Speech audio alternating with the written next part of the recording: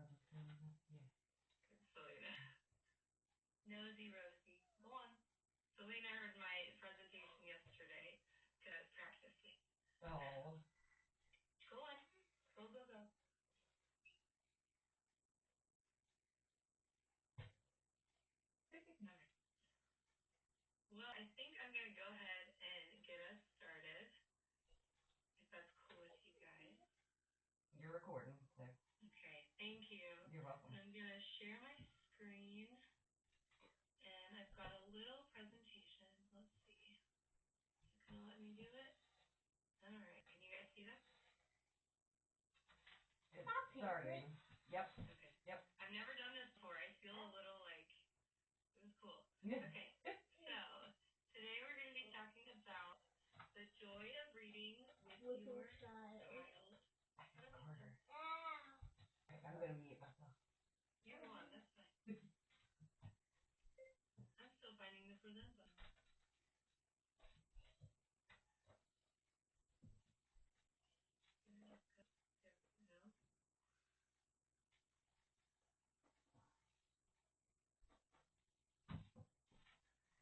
Okay, there we go. Now we're good. So we're going to talk about why reading with your child is important, how you can start, and then how to make it fun. And lastly, we're going to talk a little bit about how to stay involved in your child's education. So just a couple things about me. My name is Forrester. I know all of you in here. And I've been teaching at St. Francis for 12 years.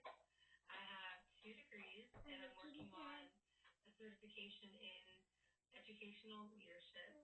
But most importantly, I have 2 daughters who love to read, and so that's why I feel like I can talk really confidently about this topic. This will be recorded, so if you don't want to be seen, you can turn your camera off. I'm not going to post it anywhere. I just have to give a link to my professor. So, why should you read with your child? I've read a ton of studies on this, and it's really interesting. Reading with your child, early reading is what they called it, can improve your child's future receptive vocabulary. So receptive vocabulary is words that you understand when you hear them or when you read them. So it helps them to sort of absorb these new words, this new vocabulary, without really much effort at all. And more reading with your child improves that. That study also found that the more you read with your child, the more diverse and sophisticated your conversations become. Think about when they're learning about something at school, right? They get curious. They want to know more things about that thing. And it normally, when we're talking to our children, it's a lot of direction, a lot of, answering questions. But this can sort of deepen our conversations with our children and actually increase their curiosity even more. The same study also found that when parents read to their children, it creates a self-feeding cycle. So children who are read to are therefore already familiar with books and become more interested in reading. And then they enjoy reading more, and they want to learn to read. So it becomes sort of a cycle where they want to learn to read, and then that makes them want to read more, gives them more opportunity, and it just makes it so exciting for these little readers. And that intrinsic motivation, that internal motivation, is so important, as I'm sure you guys know. Not having to make them do something is huge.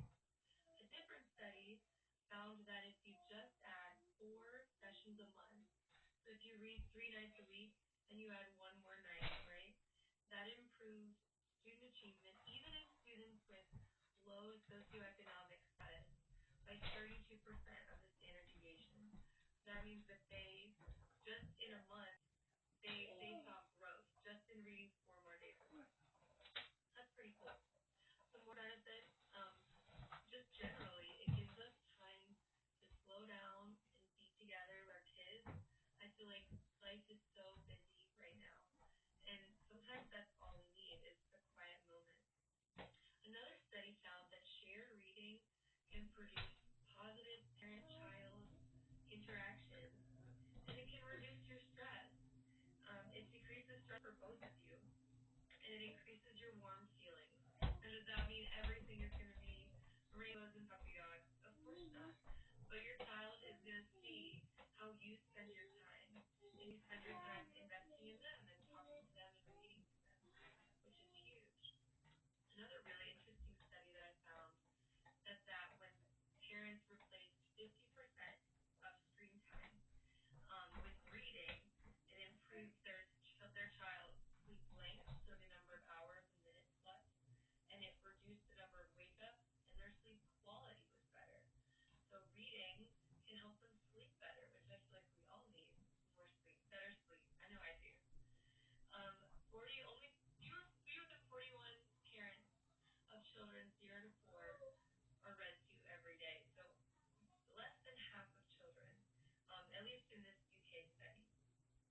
So I do feel like this is a place where it can be improved all around. Life is busy, but it's worth our time to find some joy in that reading and to improve your time with your child.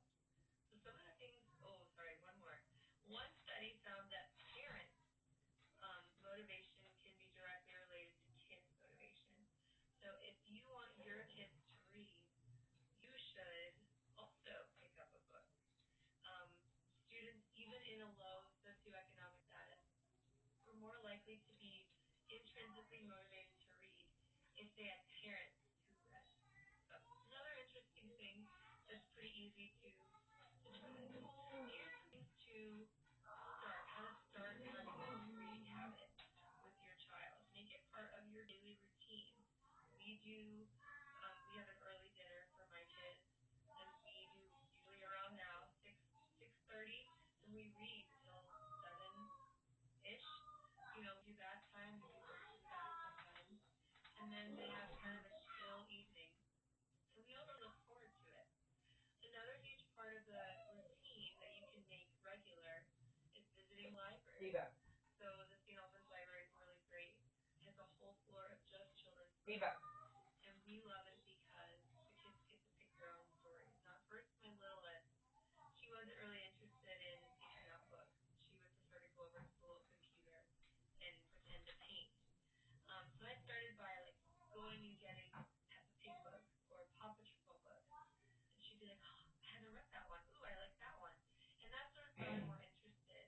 And lately, she's been picking more books than my first grader.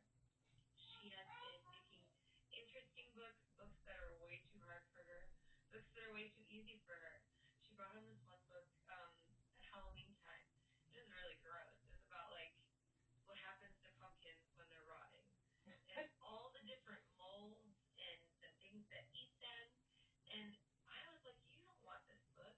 But I tell you, she loved it. We read that book every night in October. And they talked about flies and how like they vomit and they eat stuff. And she would go, ugh, that's so cool. And I was so surprised that she's into that. So one tip that I can give you is don't be afraid to try weird books or books you don't think they'll like. You never know what they're going to get into. And if you have big kids, let them read little baby books anyway. Let them read little kid books because that's how we can find some joy in it. Don't worry if you have a big kid and you think they don't want to be read to. Everyone loves to be read to, even just a little bit, even if they already know how to read, because they can kind of relax and just enjoy the story. I also try not to put any pressure on this special joyful reading time because I don't want it to be like school. I want it to be our special time. So if my kids don't want to try to read, that's okay. We just enjoy our time and dive into the story. Another way to get them reading, maybe even on their own, are box books and audiobooks. So at the library, they have a special section, and it's like when you go into the kids section, it's on like the back wall on one of those shelves, and it has all these bins of box books. And the way it works is someone has recorded themselves reading, and the kids can follow along in the book. So it looks like a regular book, but it has a play button on the inside, and they love it. We take them in the car, and then so if I'm in the front driving, they can still be enjoying their book in the back, and it makes them they get to listen to it over and over again if they want to. If you have kids and they are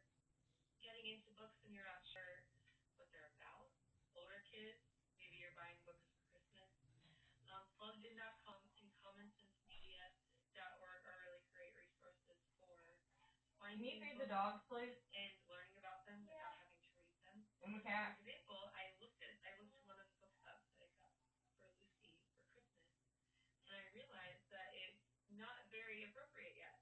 So we're gonna save that one for in the future. But I was so happy that I didn't have to like go through and read the whole thing to decide if she was gonna be into it or not. Two very very cool resources. Some more ways you can bring the joy. Find a series that your kids might be into, and form your own book club. Read it together. Spend time just on that book or that series together. They make graphic novels now of the Magic Treehouse book, and the Magic Treehouse has been around for a long time, but now they have graphic novels, and the graphic novels are a little bit more engaging and easy.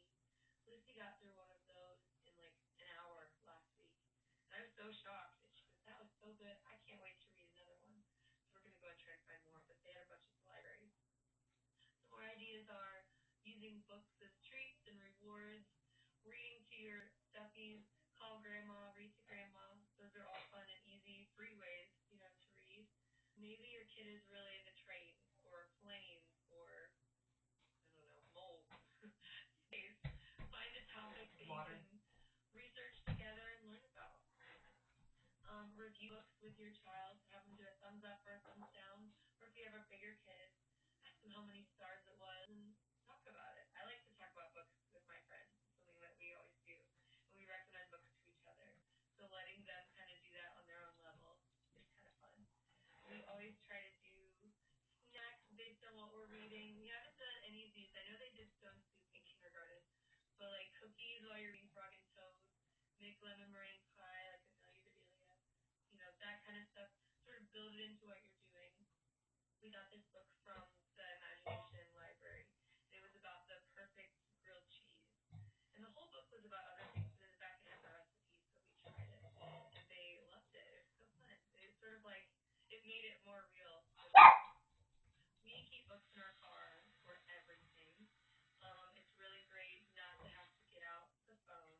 I know a lot of people, their kids get a lot of screen time. This is not my thing. My kids are way better behaved when they don't have it, so we try to limit. So we do a lot of books and we read everywhere we go. The last thing, and this is like a huge tip in my house that we do all the time. We have these smart lights in their room, and so when we put them to bed, we give them 5 minutes, or if it's really early, we give them 10 minutes, and you can explore your books by yourself. You can read, and this is your time. And as long as you're reading and you stay in your room, you can do that. And they love that. And then when the time's up, the light goes off, and they know it's time to go to sleep. And it didn't always work well. We've had to kind of look into it and tackle that. But now it goes really well, and they really love their book timer. So a couple other studies that I read this semester, I felt like it was really pertinent to what we were talking about today. So involve in the school. So involved kind of means in contact with your child's teacher, going to things, being part of the community, and then checking your folder, checking the announcements. Parents that are more involved have students that are more likely to be better behaved, more engaged in the classroom, and improved academic performance and it's on achievement, like on tests. So if you're involved, even if it's just coming to PTO, knowing about the school's rules and the policies and the events, that child is better off and has a better time than than children whose parents are not as involved. It also just helps us as teachers to help you work as a team. If you can see us as people, we can see you as people, and it all goes much more smoothly. As a school, we want everyone to be as involved as possible. So if you're interested in volunteering, I think all of you guys are involved. So, you can see me or see PTO, your child's teacher. And when it comes with involvement, I always have to talk about Virtus. My little soapbox. We have to follow the Virtus safe environment lessons and the safe environment components. So anyone who comes to the school needs to be Virtus trained, whether you're coming to a party